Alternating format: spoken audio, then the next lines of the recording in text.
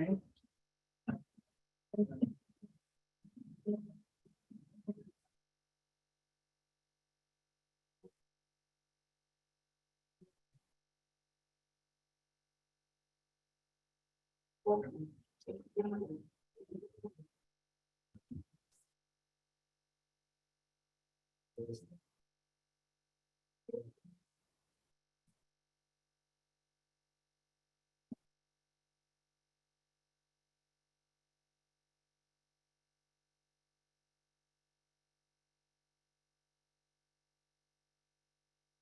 Good morning and welcome to our daily devotional from Pilgrim Congregational Church. I'm Patrick Horn. Very glad to have you with us on this Wednesday, March the 1st, St. David's Day.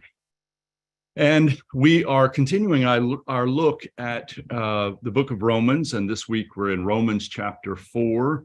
The lectionary has us spread out in the chapter, verses 1 through 5 and verses 13 through 17.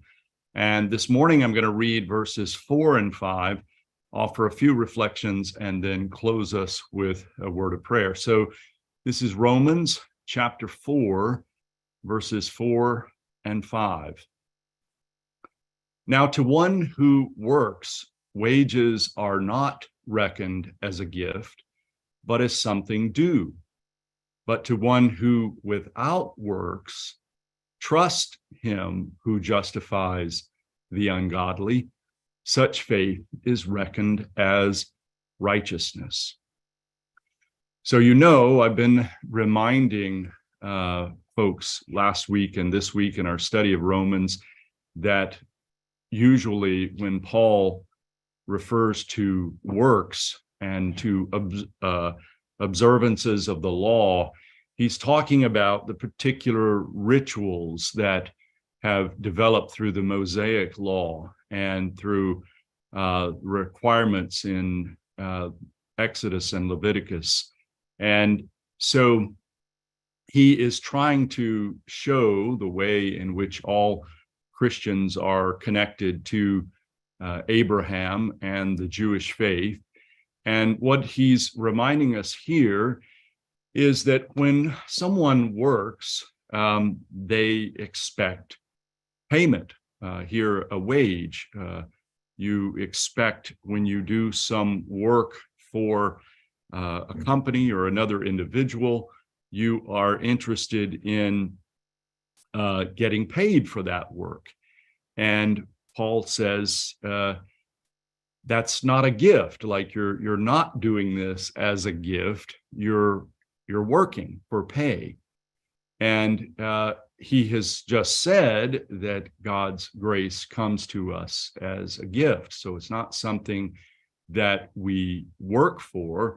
It's given to us as a gift. And that the response of faithfulness, that is trusting God who makes right those of us who are not right, that is faith, and that is reckoned to us as righteousness. So that this is a response of faithful living. And in this response of faithful living, we're not doing this for anything. We're not doing it to receive something, to get something. We're living this way in relationship with God through faith, by faithful living. And this faithful living is living righteously, living in goodness. And we are made right by this faithful living.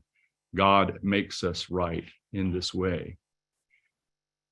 So this is kind of difficult, I think, for us to grasp, the idea that we would do something without the expectation of receiving anything in return. That's a very difficult concept, but this is the nature of faith.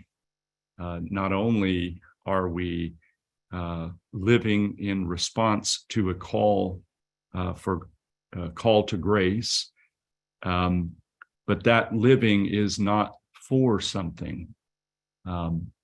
So with much prayer, perhaps we can get to a point where we're able to live faithfully in this way without expectation of receiving in return.